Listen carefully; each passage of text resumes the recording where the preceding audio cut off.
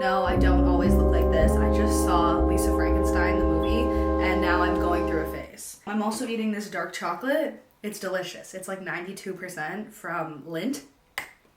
So good. Normalize eating. So, for those of you that don't know me, I'm an actress, writer, comedian, the video filmmaker, etc. I've been doing YouTube, or like making YouTube videos since I was...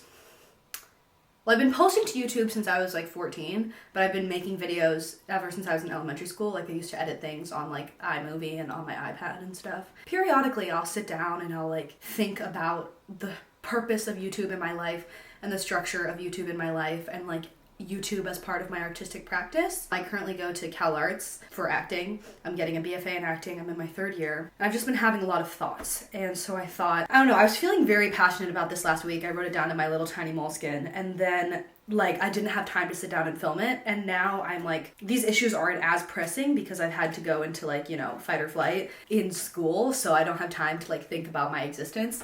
But I thought I have a couple minutes before I have to go. The sunlight was looking lovely, so I thought why not like sit down and talk about it. The first thought is like the relationship between being on screen on YouTube and being on screen in acting. When I restarted YouTube, I restarted doing YouTube in 2019 after I took an acting for the camera class. And I've been an actor my whole life.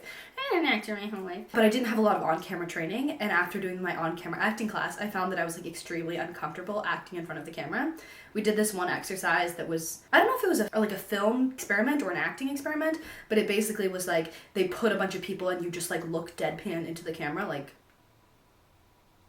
and then they would put different music underneath it. And it was about, I think it's about like association. When there's sad music, we associate that blank expression as like immaculate acting and great dramatic acting. But then when there's comedic music underneath, it's like, oh wow, they're so whimsical or whatever. So we did that exercise and it was really, really hard for me. And so I was like, oh, I want to get back into filming so that I can feel more comfortable just around the presence of a camera. But also like I have this like kind of, this just fear of forgetting everything, and so I would like film all of these like great moments or whatever. But now in relation to the camera, I've found that like the YouTube camera presence is very different from the, well actually no, I wrote that in my notes, but it's really not that different. But I think one of the things that I wrote that I find interesting is that like it's like a letter.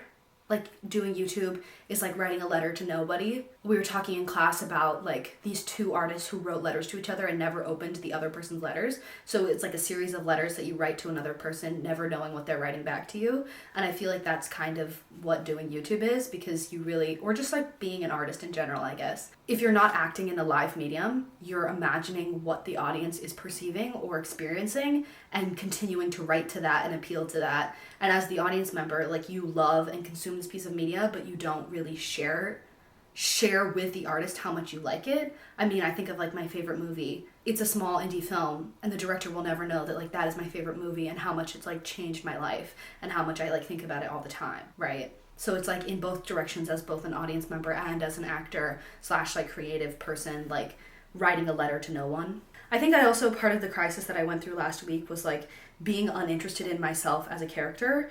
That's what I wrote. I used to be very interested in myself as a character, but now everything is about structure, which is like my new old issue problem. I'm very uninterested in myself as a character, but now it's about how to package my essence into a character that is a derivative of myself. I don't find myself too particularly interesting, so doing a lot of like face forward videos, as I've been trying to do, is like I have to find a way, like a puzzle, to make that activity interesting, you know, like beefing up the editing or like applying to a structure, which I'm getting better at coping with structure. Last week, having a really hard time. But yeah, I don't know, I think these ideas are very interesting. I wrote, I'm uninterested in myself as a character. I used to be very interested in myself as a character, but not as the reality of myself. And it's how to package this essence into a character that is derivative of yourself. That is what is truly interesting to me as a writer. Because I think as a writer, you put a little tiny essence of yourself into every character. And so yourself, as I have learned in the most not exciting way possible, your real self is the metaphor for what you make your work with. And I wrote, and yet I'm exhausted by replicating reality. I think in the work of acting, there is both a mix of hyper reality and like not reality. And it's just like, where do those two meet and how do you reconcile those two things? I also have like a problem with structure. I can see and recognize structure in art, specifically in like film and in writing, and I don't like to apply to that structure. I'm trying to like dive in and really do it, and this week has been that work of like diving into the structure and trying to figure out how to make structure work for you. But I think like there's something about it that just like scratches my brain in the completely wrong way. And when people are like, you aren't following the structure, I'm like, yeah, I did that on purpose. And then they're like, well, you're never going to be successful. And I'm like, ah, you know. And I think about YouTube as like the self-insert into archive. I'm taking this class called Source and Archive, and it's all about literally what it sounds like, sources and archives. And so I think of YouTube as like the lack of dramatic structure. It's like a comfort movie that you can keep coming back to, that keeps coming out with new episodes in which you know nothing of significance will ever really happen. You know, if you follow a vlogger, like I guess Kelly Wacasa is kind of a good example, where it's like the character will experience up and downs, but only to a certain degree. Like you'll never see them face the dark night of the soul. You'll never see them like experience ego death, I guess. Real shit happens in life, and yeah. We make lifestyle videos, so it's like literally based on our lives. It's based on our lives. So like we're here now sitting in this chair. Like sucking dick and cock. Like I'm just like, oh my God. And you did it at my birthday dinner. Or I think about creators like Ryan Make Films, who almost solely crafts their internet persona around experiencing the dark night of the soul in creation to art making. But because they've done that, it in a way loses its meaning and becomes less irregular and less of a complete loss of faith. Because if it was a complete loss of faith, that would be a complete loss of structure and therefore would be unpostable and unconsumable as a piece of art. It's like the difference between Joaquin Phoenix's acceptance speech for the Oscar. We're talking about the fight against injustice. We're talking about the fight against the belief that one nation, one people, one race, one gender, or one species has the right to dominate, control, and use and exploit another with impunity. Versus watching a film on Netflix, or like watching I Saw the TV Glow in theaters, which if you haven't seen, you should definitely see. I know this might sound crazy. Versus watching a movie on streaming where you can pause it and see how much time is left in the movie. I feel like one of the great strengths of I Saw the TV Glow, and like strengths but like comparable features of Joaquin Phoenix's speech, is that you don't know when it's going to end. You don't know where it's going to end. So in that way, there's like a feeling of danger. Creators use their platform and their style as a way to create structure and predictability within their content, which we as audience members subconsciously or consciously recognize as something that won't fluctuate too far outside of its form, which is what makes it comfortable to watch, which is why we enjoy people who post regularly and niche down, because it's a form that isn't expandable and only pushes to certain edges, making it safe to watch. But yeah, I think of YouTube as a platform that I keep coming back to because of its lack of dramatic structure, and yet it has a social structure in that you want to use a compelling intro that is like short and gives you a preview of what's going to come, and then you want to follow like you establish it the same way that you establish a film. And I think something that has been really, this sounds like so basic, but like really eye-opening to me was like these TikToks that I saw of talking about like the feelings in a frame. I think the way that I was taught like filmography was very much in a very like clinical way, which is like there's the wide, there's the medium, there's the close-up, there's the detail, you know, and you can use all the POV, you can use all these different shots. I don't think I was taught like the meaning of them. So thinking about like the wide establishes location, that's kind of obvious. But like, and they all feel like obvious things, but it's like the POV, you feel the emotion of the character. You want to cut together things so that you can see the way that the character feels about them. I think like using film to show how the character feels. And I think in the way that I have created my archive of films and like raw tape has been very much in an observational sense, in that like I see a moment that is like I'm experiencing joy in or is giving me joy, and I want to capture that moment. And I'm not using a hyper film lens to craft the film of that moment. So I think like in that way, a lot of my films have been quote unquote unsuccessful to an unknowing audience because they have no conception of who these characters are. And I've always known that I don't introduce people in my films and that I have no interest in really doing that. But I think it's trying to like adhere to the form. And I think I lost like in recent days, as in last week, lost the like concept on the mundane punctuated by monumental numbers, in that like we want to have these really like basic kind of vlog structures of just like day in my life, and they're punctuated by monumental numbers, and like what does that do to you? And also like the idea that a YouTube video is never done, I think is different than the way a painter views their library of paintings, in that like a painter will finish a painting. That doesn't mean they don't have an intention to paint another painting, but when they finish the one painting, they're like, oh, boom, it's done. That thing has been set aside, it's been finished. Whereas a YouTube video, it's like you're just kind of cranking it out. I think also with shorts, like YouTube shorts, it's just like, oh God, you're just like putting out just completely random stuff just for the sake of putting it out there.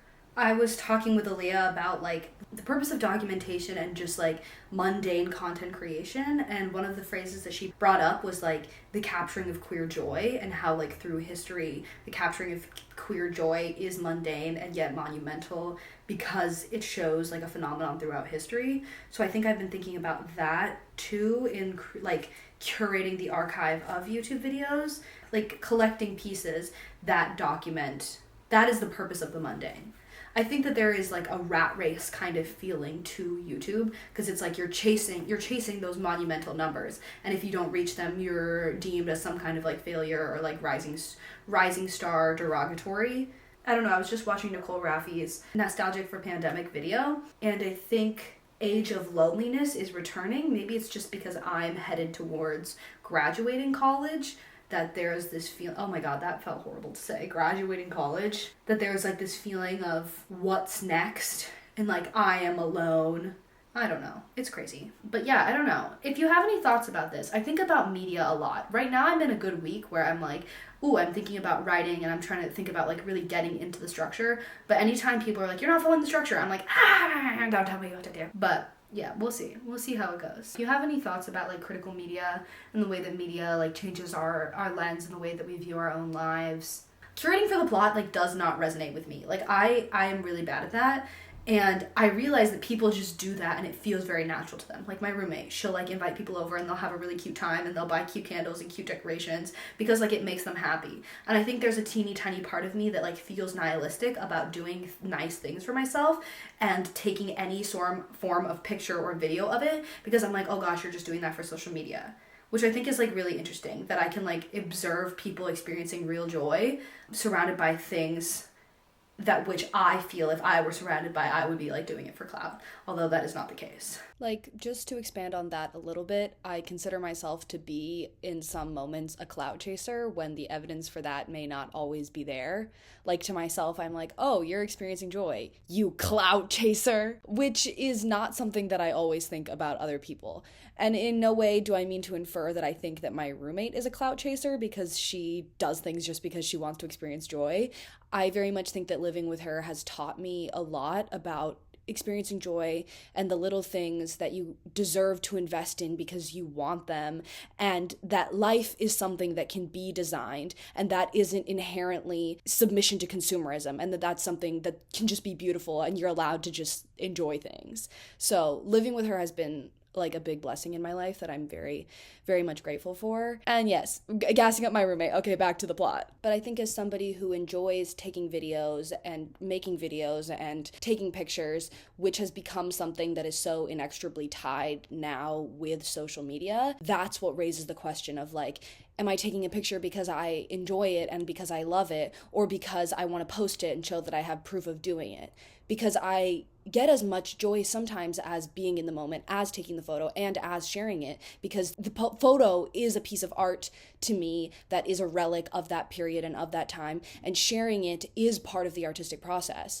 But that is like, again, inextricably tied with like clout chasing and social media. So it's like, for other people, I also have been starting to think a lot about the experience of like vlogging with other people, because I used to more shamelessly vlog around other people, and now I don't really do that because being a vlogger is weird around artistic circles who are not on the internet. Like, most of my friends don't know what Dramageddon is and don't watch YouTube. So it's like, not that I'm being like, hey guys, all the time, but just like the people that I've chosen to capture on camera has become a much smaller circle, and they've become people that have been in my life for a very long time and have been in my videos for a very long time, because I feel uncomfortable involving newer people that may not always be in my life, whose morals that I don't always know, because I am also surrounded by a lot of problematic artists. That seems to be things that go hand in hand, and you don't want to platform people that you don't always know their politics or their history and what the implications of platforming them might be. And it's also like, I think about that in my daily life. Like, I think about the politics of interaction in my daily life because I've seen it modeled on the internet and how like monumental that can be. And so those are like things that are running around in my head that aren't necessarily running around in regular people's heads.